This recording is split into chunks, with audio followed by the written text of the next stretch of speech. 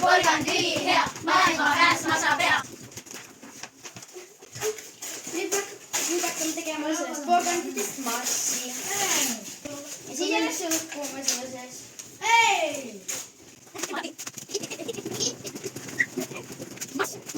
Tulevikuplaanid on meil hakata siis porgandist hästi palju igasuguseid asju tegema. Ja praegu siis meie tehnoloogiaga ehk siis suured masinad hakkavad siis tegema porganditest igasuguseid pingsilaude, igasuguseid koolikotte, näiteks aiatarvikuid, kühvel. Kõik see, mis me oleme ära tallanud, läheb siia masinasse, et see eluring hakkab siit põllust. Siis põllust läheb meie tööliste juurde, töölistest läheb masinastesse ja siis hakkavadki tulevikuplaanid. Särkide jaoks tuleb meil siukene masin, riiete jaoks, et sa seal välja tõid. Ta on kaherattaline ja tal on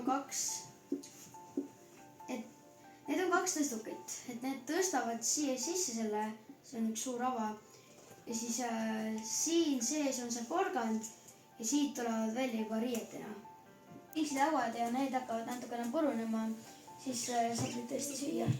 Et sama on ka T-särkidega, kui tuleb auk sisse, siis need ära süüa. Et väga taaskasutuslik. Kas porgandist saab akut teha? Tehnoloogid pole veel seda välja mõelnud, aga aitäh idee eest ja kunagi tulevikus võiks olla meil tõesti mingi selline aku.